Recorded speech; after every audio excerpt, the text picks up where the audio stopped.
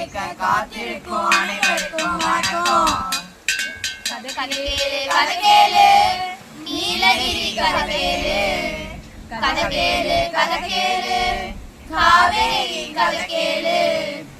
தந்தனத்தோம் என்று சொல்லியே வில்லினி பாட, ஆமா வில்லினி பாட வந்தருள்வாய் கடை மகளே. தந்தனத்தோம் என்று சொல்லியே வில்லினி பாட, ஆமா வில்லினி பாட வந்தருள்வாய் கடை மகளே. ஆமா, நீங்க ஒரு கதை சொல்றேன்னு சொன்னீங்களே, அதை பத்தி கொஞ்சம் சொல்றீங்களா? தமிழ்நாட்டோட சிறப்பே காவேரி தான். அந்த காவேரியோட வரலாறை தான் தெரிஞ்சுக்க போறோம். காவேரியா? அதுக்கு ஒரு வரலாறா? சொல்லுங்க கேப்போம்.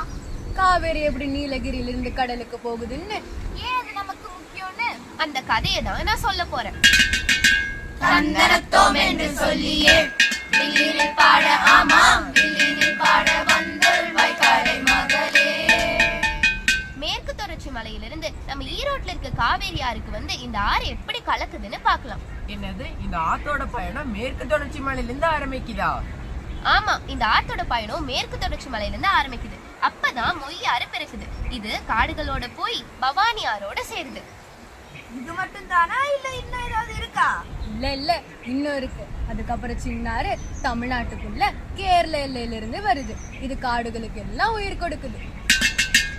தந்தனத்தோம் என்று சொல்லியே வில்லினி பாட, ஆமா வில்லினி பாட வந்தருள்வாய் கடை மகளே.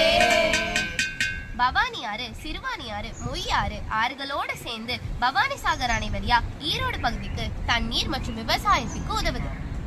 ஓ, இத்தனை ஆறுகளா பிரியுதா? இதுதான் விவசாயத்துக்கும் உதவுதா? இதனாலதான் ஈரோட்ல இவ்வளோ பெரிய விளைச்சலா? அது மட்டும் இல்ல, இந்த ஆறுகளெல்லாம் சேர்ந்து காவேரி தமிழ்நாட்டில் நுழைய தயார் பண்ணுது. தந்தனத்தோம் என்று சொல்லியே வில்லினி பாட, ஆமா வில்லினி பாட வந்தருள்வாய் கடை மகளே. சரி, மேற்கு பகுதி எல்லாம் முடிஞ்சது. இப்ப இந்த ஆறு ஈரோட்ல இருந்து எங்க போகுது? ஈரோடு முதல் கரூர் வரை இந்த ஆறு போகுது. கரூரா? அது எவ்வளவு பெரிய ஊரு, அங்கெல்லாம் கூட போகுதா? நொய்யலாறு வெள்ளிங்கிரி மலைக்கு பக்கத்துல இருந்து பாயுது. இதுக்கு கோயம்புத்தூர் திருப்பூர் வழியா போய் விவசாயம் குடிநீருக்காக நீர் கொடுக்குது. வில்லினில் பாட, ஆமா வில்லினில் பாட வந்தருள்வாய் கடை மகளே. நிப்பாட்டுங்க, நான் போன மாசம் தான் ஆழியார் அணைக்கு போயிட்டு வந்தேன். இங்க இருக்கிறதும் அது ஒண்ணுதானா? ஆமா ஆழியார் ஆறு பொள்ளாச்சியிலிருந்து பக்கம் போய் வாழை, கரும்பு ஆகிய பயிர்களுக்கெல்லாம் உதவி செய்கிறது.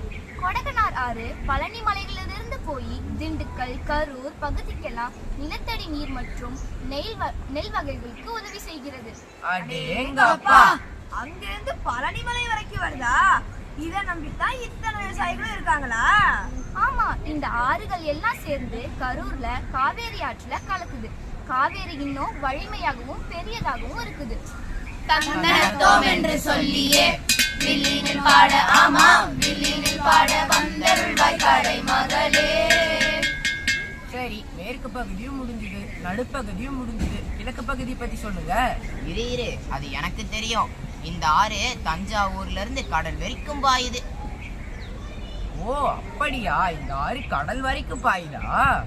ஓ, கடல் வரைக்கும் போகுதா? முதலாவதா ஐயாறு வருது. இது விவசாயத்துக்கு உதவுது. அதுக்கப்புறம் கோரையாறு, இது பாசனத்துக்கு உதவுது.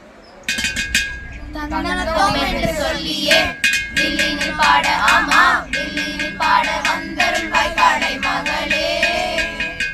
வெண்ணாறு கல்லணை பக்கத்துல இருந்து பிரிஞ்சு காவேரி டெல்டாக்கு நீர் கொடுக்குது. இத பத்தி நான் கேள்விப்பட்டிருக்கேன். இதத்தான தமிழ்நாட்டின் அரிசி கிண்ணம்னு சொல்லுவாங்க.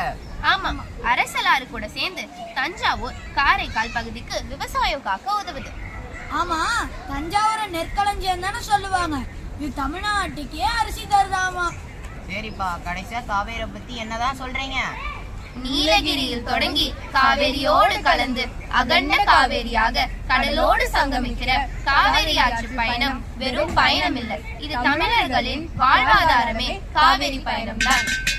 தந்தனத்தோம் என்று சொல்லியே வில்லினில் பாட, ஆமா வில்லினில் பாட வந்தருள்வாய் கடை மகளே. கதை கேட்ட அனைவருக்கும் நன்றி. ஆமா காவேரி கதை கேட்ட அனைவருக்கும் நன்றி.